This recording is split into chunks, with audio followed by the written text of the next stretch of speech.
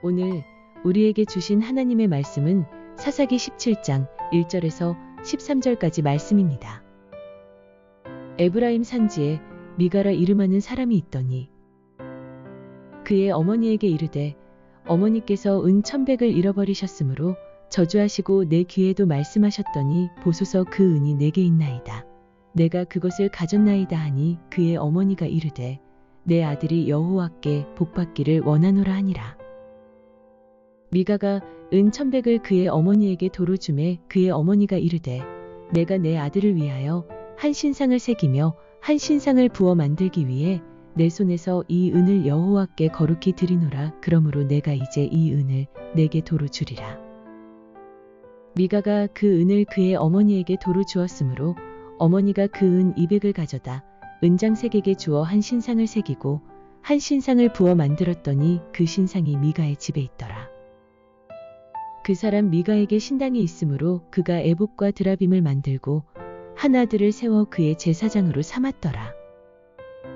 그때에는 이스라엘의 왕이 없었으므로 사람마다 자기 소견에 오른 대로 행하였더라. 유다 가족에 속한 유다 베들레헴에 한 청년이 있었으니 그는 레위인으로서 거기서 거류하였더라.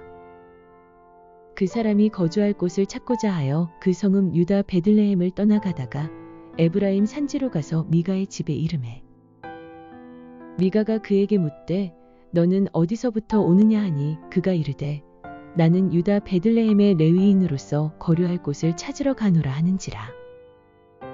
미가가 그에게 이르되 내가 나와 함께 거주하며 나를 위하여 아버지와 제사장이 되라. 내가 해마다 은 10과 의복 1벌과 먹을 것을 주리라 하므로 그 레위인이 들어갔더라. 그 레위인이 그 사람과 함께 거주하기를 만족하게 생각했으니 이는 그 청년이 미가의 아들 중 하나 같이 됨이라.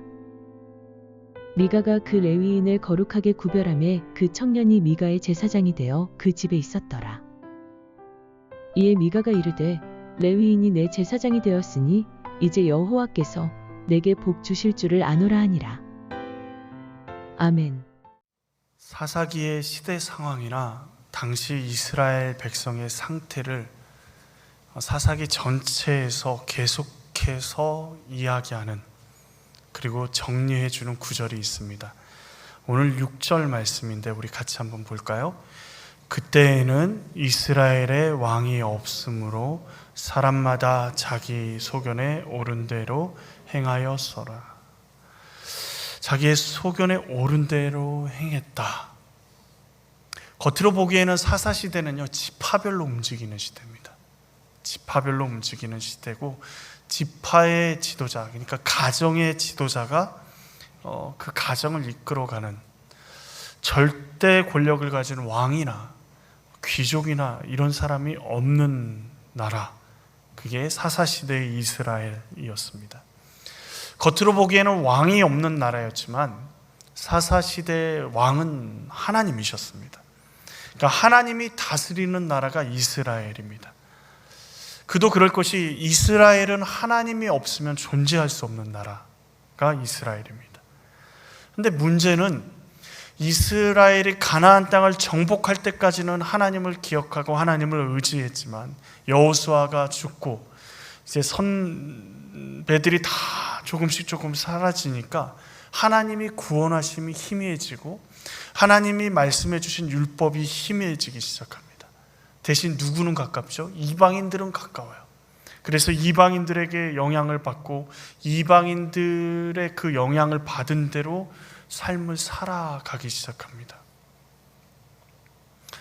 만약에 이스라엘 백성들이 하나님을 왕으로 인정하고 하나님의 말씀대로 하나님의 질서대로 살았다면 오늘날까지 굉장히 부강한 역사상 찾아볼 수 없는 나라가 되었을 겁니다.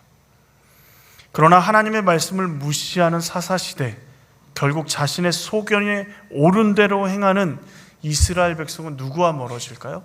하나님과 멀어집니다. 하나님과 멀어지는 이스라엘 백성, 그들에게는 누가 사라지는 것과 다를 바가 없냐면 보호자가 사라진 부모가 없는 어린아이와 같은 상태가 되어버린 겁니다. 보호자가 사라진 어린아이와 같은 아이들을, 그 이스라엘을 이방 민족이 가만히 둘까요? 손쉬운 먹잇감이잖아요.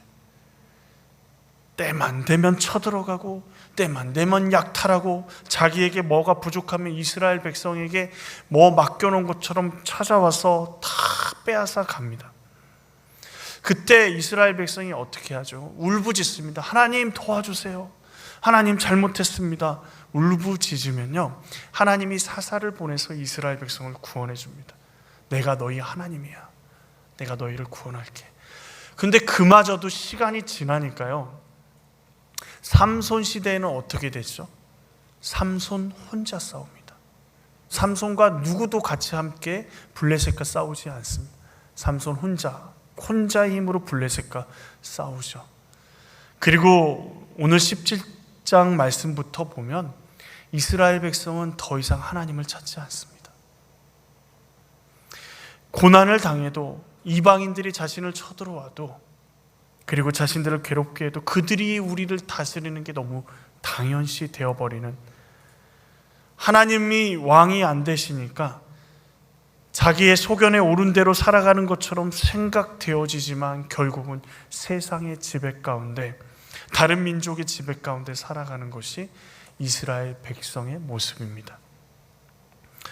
17장 말씀은 그런 이스라엘 백성들의 일반적인 모습, 대표적인 표본의 모습을 미가라는 사람을 통해서 보여주고 있습니다.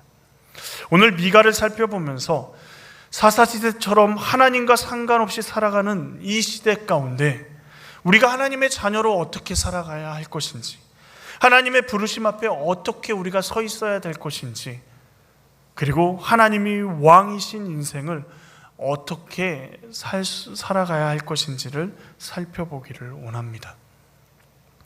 미가는요, 하나님의 말씀보다 자신의 방법과 열심으로 신앙생활을 했습니다. 미가는 굉장히 종교적인 사람이었습니다. 그래서 굉장히 신앙은, 열정은 뜨거웠는데 자신의 열심으로 하는 것이지 하나님의 말씀대로 하지 않았습니다. 실례로 미가는 하나님을 위해서 뭘 만들죠? 신당을 만듭니다. 그리고 신상을 그곳에 놓고 에봇과 드라빔을 만듭니다. 신상을 세우고, 그리고 에봇과 드라빔은 수호신 같은 건데 그걸로 점을 치기도 하고요, 그걸로 신의 뜻을 물어보기도 합니다. 자신의 집에 신상과 에봇과 드라빔, 그것이 있는 신당이 있었습니다. 근데 그것을 뭐라고 얘기하냐면 하나님을 섬기는 일이라 생각했던 것이죠. 하나님을 위해서 미가가 열심히 한 일은 모두 그런데 하나님을 위한 일이 아닙니다. 오늘날로 이야기하면요, 아름답게 이렇게 예배당을 지어놓고 오른쪽에는 여러분이 보기에 오른쪽에는 불상을 세워놓고 왼쪽에는 다른 산신령 같은 그 상을 세워놓고 하나님을 예배합시다 이렇게 하는 것과 다를 바가 없는 거예요. 왜요?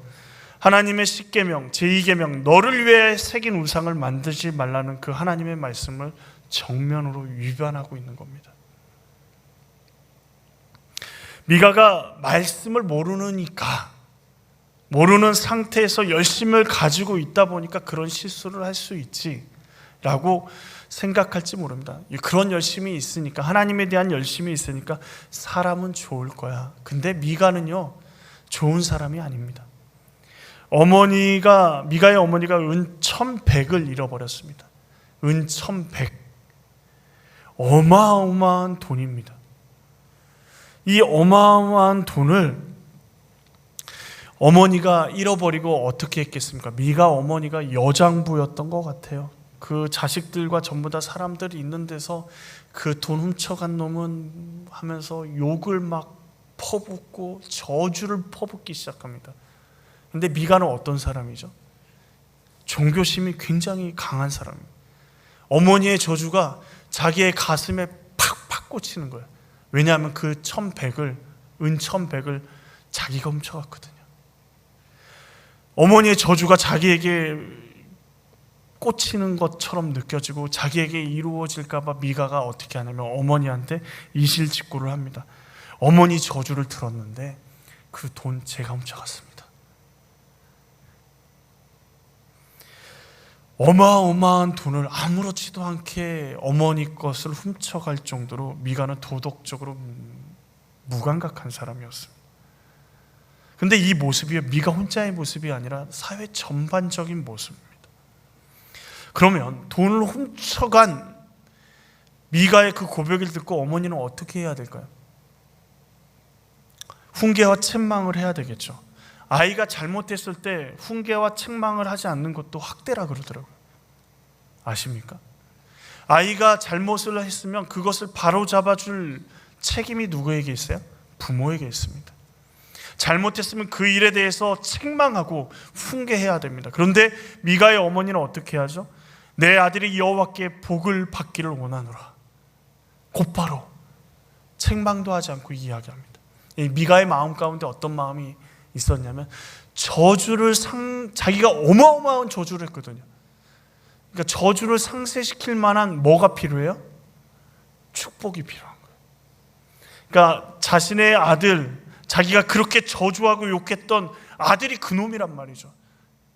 그 저주의 대상이 되니까 곧바로 하나님 여호와께 복을 받기를 원한다라고 축복하면서 자신의 저주를 어떻게든 그 아들 미가에게 임하지 않게 하는 것에 몰두합니다. 미가의 모습, 일반적인 이스라엘의 모습이죠. 아무 꺼리낌 없이 자연스럽게 하나님의 말씀에 상고나 묵상이나 생각 없이 자신의 열심을 가지고 하나님을 섬겼고, 자신의 있는 모습, 죄악된 모습을 그대로 가지고 하나님에게만 열심만 가지고 자신의 소견에 오른 대로 하나님을 섬긴 사람 미가였습니다. 하나님의 열심을 가지고 하나님을 섬겼던 인물이 신약 성경에도 있습니다. 그 사람은요, 굉장히 공부를 많이 한 사람입니다. 요즘으로 말하면 하버드, 서울대 나왔던 사람이죠. 많은 사람들의 존경을 받는 사람이고 하나님을 위해서 내 생명을 바칠 수 있겠다 생각했던 사람입니다.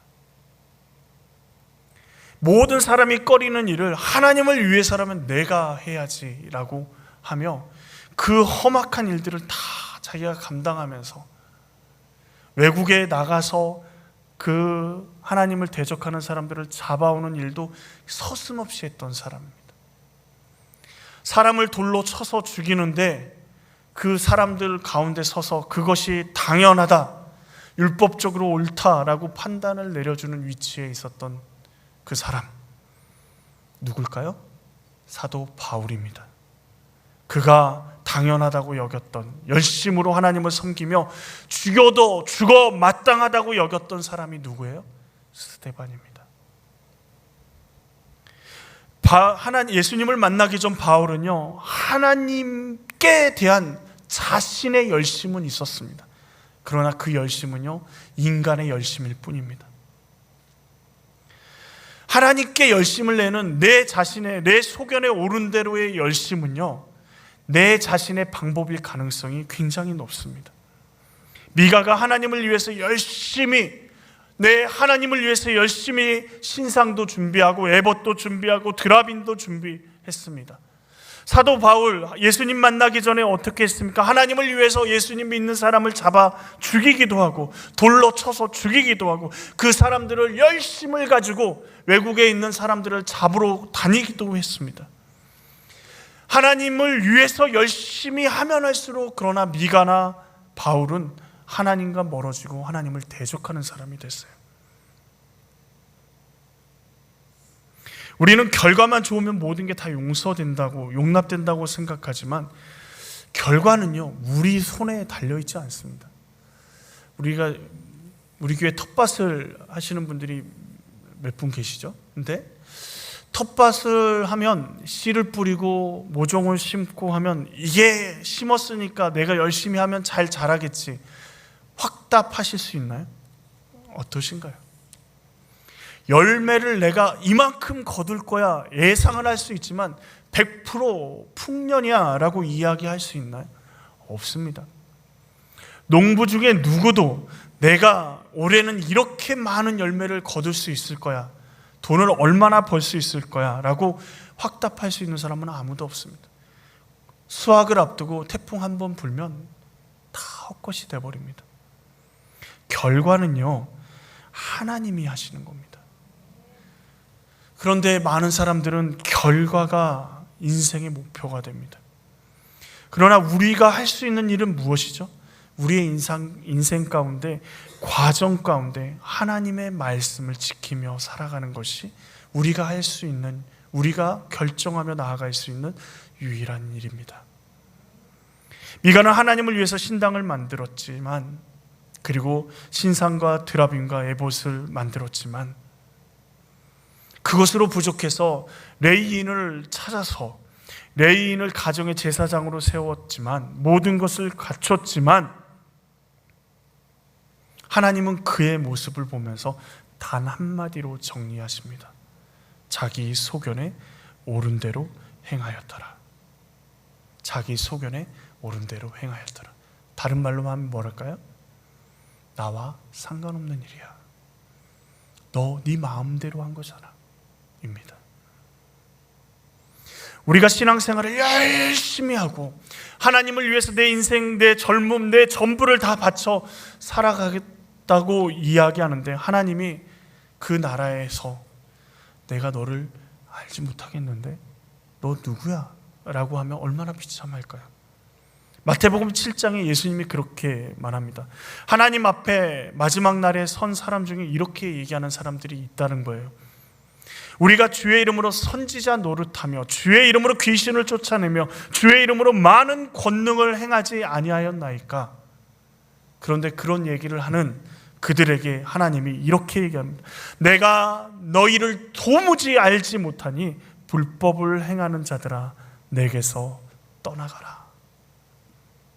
미가는 어느 편의 사람인 것 같습니까?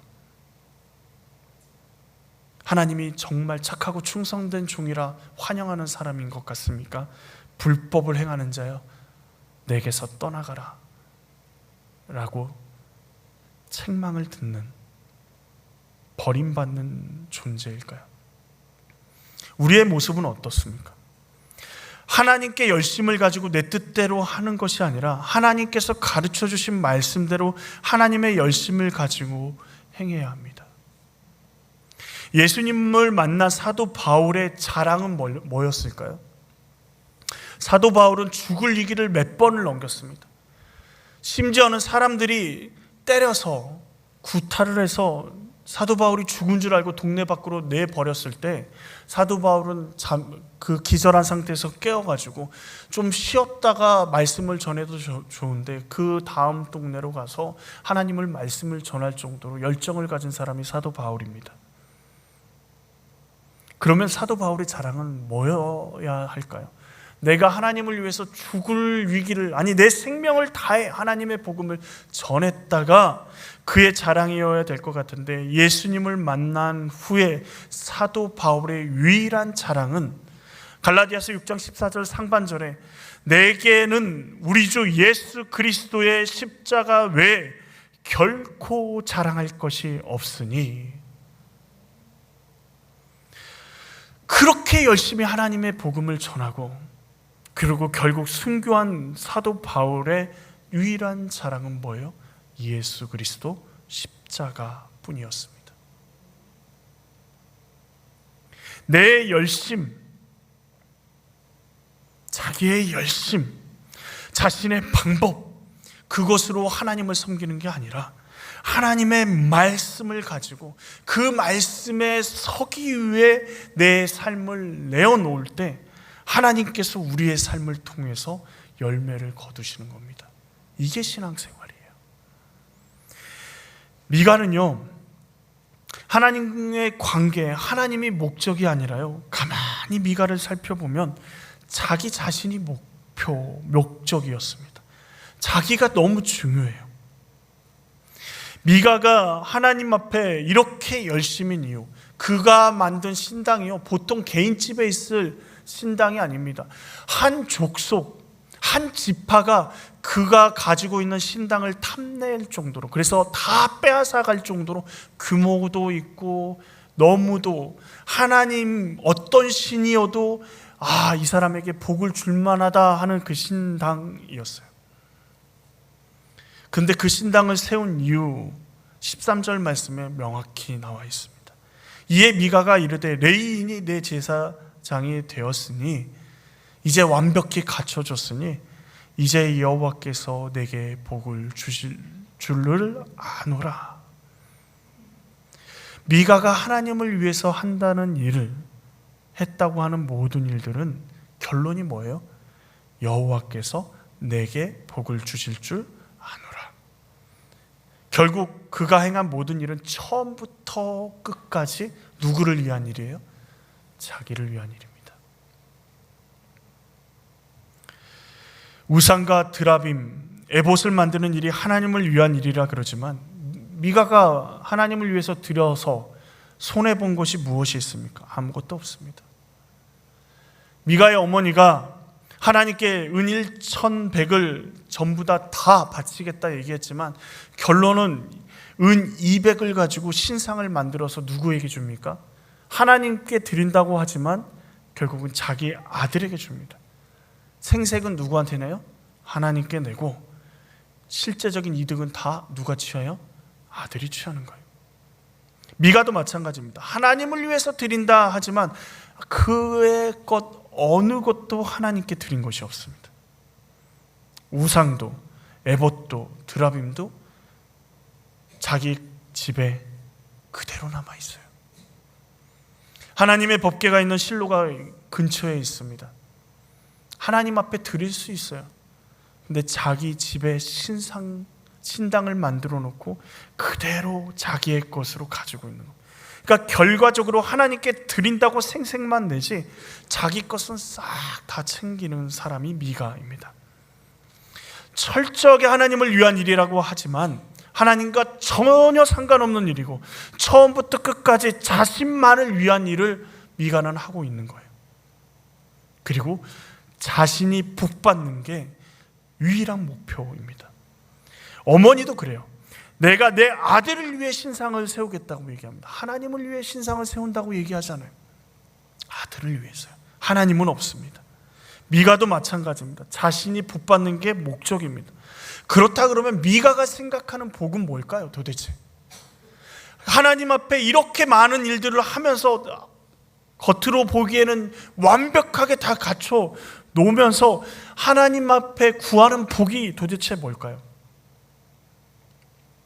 미가가 무엇을 추구하고 사느냐를 보면 알 수 있어요. 오늘 17장의 제일 처음에 미가가 누구의 돈을 훔쳤죠? 어머니의 돈을 훔쳤습니다. 어머니가 그것을 자기에게 다 주지 않을 것을 알고 있습니다. 그러기에 그 돈을 내 것으로 만들고 싶은 게 미가의 마음이었습니다. 미가는 뭐를 중요시 여기는 거예요? 부모와의 관계, 사람과의 관계보다 뭐가 더 중요해요? 돈이 더 중요한 사람이었습니다. 그가 생각하는 복은 무엇입니까? 그렇다면 돈입니다. 힘입니다. 세상의 권력입니다. 우리가 요즘 생각하는 복은 무엇이죠? 잘 먹고 잘 사는 건가요? 오늘날 모든 거의 대부분의 사람들이 돈을 추구합니다. 돈에서 권력이 나오고 명예가 나오고 힘이 나옵니다. 권력을 잡은 사람들이 나중에 뭐 때문에 무너집니까? 자신의 이득을 취하기 위해서, 자신의 이익을 위해서, 조금 더 많은 돈을 소유하기 위해서 그것들을 불법적으로 가지려고 해서 거기서 무너지기 시작합니다. 많은 사람들이 돈이 복이라고 생각합니다. 미가도 그랬습니다. 더 많은 것, 더 많이 누리기를 원했습니다. 그런데 이스라엘의 정말 복은 뭐죠? 이스라엘이 누릴 수 있는 가장 큰 복은 무엇입니까? 이스라엘이 받은 복이 무엇입니까? 우리가 받은 가장 큰 복은 무엇입니까? 아까 전에 바울이 고백한 것처럼 예수 그리스도의 십자가입니다. 이스라엘의 가장 큰 복이 뭐죠? 하나님이 그들을 선택하셔서 하나님의 자녀 삼아 주심입니다. 그런데 그 복을 누리지 않고요, 오히려 어떻게 해요? 하나님이 우리의 복으로 오셨는데 우리에게 다스려 주시고 우리의 왕이 되어 주신다고 하는데, 하나님 잠깐만요, 그것이 필요한 것이 아니라 저에게 돈이 필요합니다. 돈을 주십시오. 그것을 위해서 이방인들이 다른 신들에게 하는 것처럼 신상을 만들고 신당을 꾸미고 에봇을 만들고 드라빔을 만들고 레이인을 자신의 제사장으로 세웁니다. 진정한 자신의 삶의 복, 이스라엘의 복, 우리의 복인 천지 만물을 만드신 하나님이 우리의 아버지 되셨는데 하나님 필요 없습니다.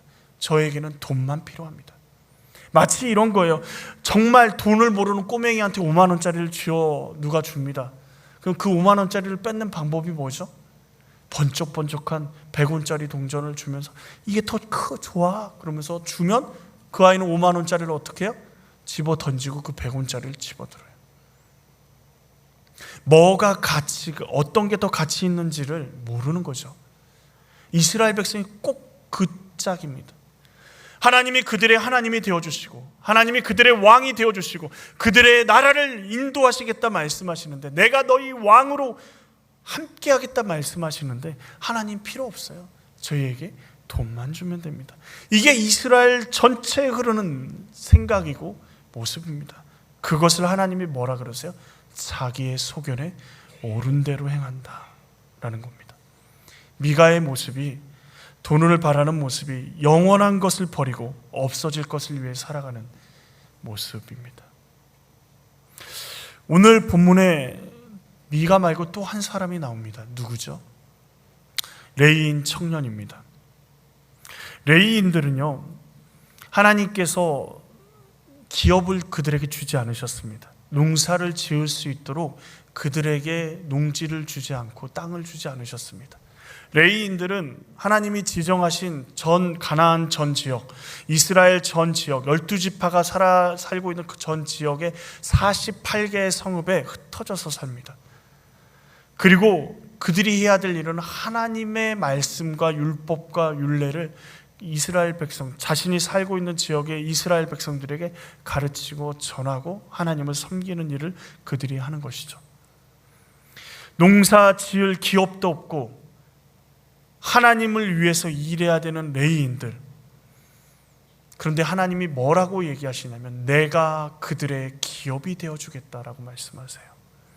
그래서 레위인들은 이스라엘 백성이 하나님께 드린 11조 등 예물들 중에 일부를 자신의 생계를 위해서 사용할 수 있습니다. 그런데 오늘 레위인이 방황하고 다니잖아요. 어떻게 방황하고 다닙니까? 자신의 생계를 위해서, 살기 위해서 방황하고 다닙니다.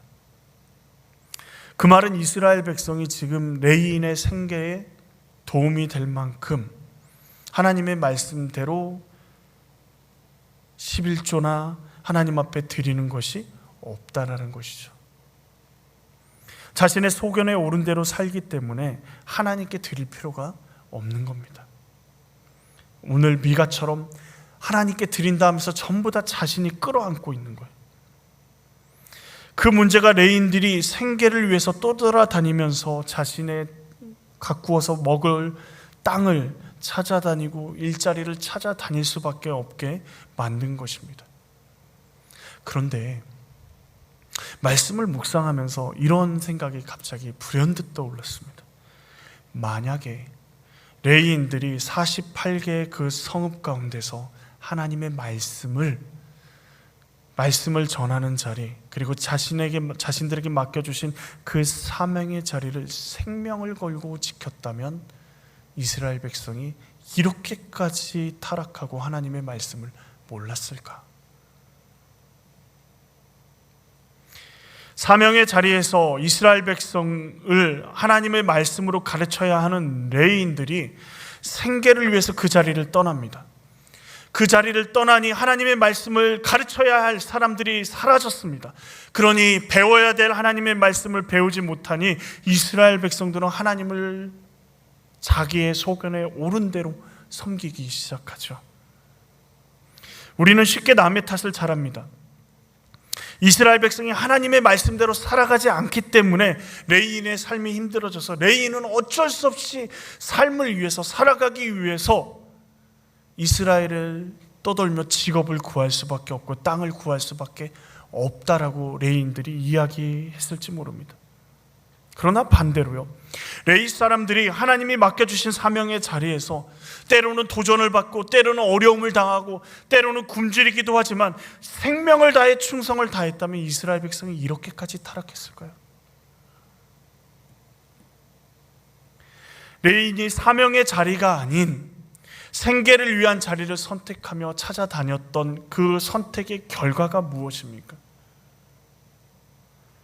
미가 집에 하나님을 섬기는 제사장을 가장한 우상을 섬기는 제사장이 되어버립니다.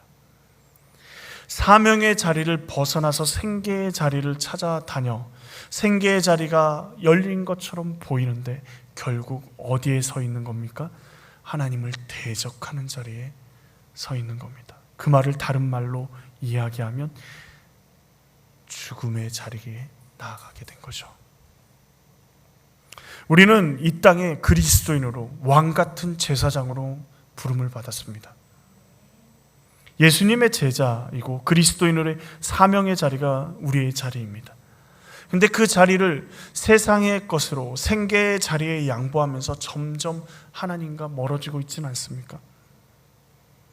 그런데 그 결과는 오늘 말씀에 보다시피 처참합니다. 하나님을 섬긴다 하면서 우상을 섬기는 제사장이 된 거예요. 이 레위인에게는 가능성이 있습니까? 가능성이 없습니다. 자기는 하나님을 섬기고 있거든요. 우상을 섬기는지도 모릅니다. 미가는 어떻습니까? 자기는 하나님을 섬기고 있거든요. 하나님의 말씀이 없으니 하나님을 섬긴다 하면서 우상을 섬기는 인생을, 그들의 결론입니다. 사명의 자리가 죽음의 자리인 것처럼 보일 때가 있어요. 예수 그리스도를 믿는다 하고 빛과 소금의 역할을 감당하며 복음을 전하는 삶의 자리가 때로는 우리에게 죽음의 자리, 지옥의 자리, 능욕의 자리가 되는 것처럼 보일 때가 있습니다. 그런데 분명히 레위인에게 하나님이 약속하신 것처럼 우리에게도 약속하십니다. 누가 우리의 기업이 되어주신다고요? 하나님이요. 하나님의 사람을 하나님은 먹이고 입히시고 살리십니다.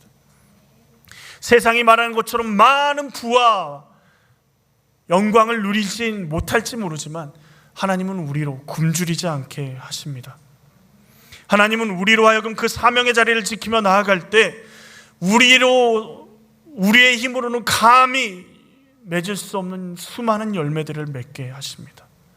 그 열매를 맺으면서도 우리의 믿음의 고백은 무엇입니까? 내게 자랑할 것은 예수 그리스도의 십자가밖에 없다 고백하는 것이죠. 사명은요, 사명의 자리는요, 하나님의 왕 되신 삶을 살아가는 자리입니다. 하나님이 우리를 다스리는 자리, 하나님의 백성으로 살아가는 자리, 하나님의 말씀이 이루어지는 자리가 사명의 자리입니다. 하나님은 오늘도 우리의 삶을 통해서 하나님의 왕권을 드러내길 원하십니다. 하나님의 주권을 드러내길 원하십니다. 하나님의 뜻을 이루어가길 원하십니다.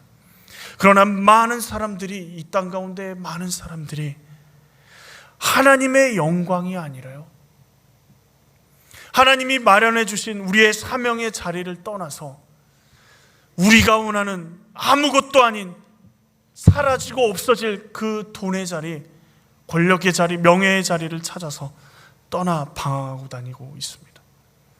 오늘 우리가 이 어두운 세상 가운데서 사명의 자리, 하나님이 부르시는 그 자리에 당당하게 서서 우리의 생명을 걸고 그 자리를 지키며 하나님의 말씀을 이루어내는, 그래서 이 땅에 희망이 없다, 이 땅이 어두워져 간다, 이 땅에 소망이 없다 하는 이 땅 대한민국 가운데, 우리 순천 땅 가운데 우리 복음사랑교회 모든 성도님들이 있는 그곳, 사명의 자리를 감당하며 주의 말씀대로 살아가는 그 자리가 하나님의 빛과 소금의 역할을 감당하여 이 나라에 아직도 하나님의 역사하심과 하나님의 희망이 있음을 보여줄 수 있는 우리 모두가 될 수 있기를 원합니다.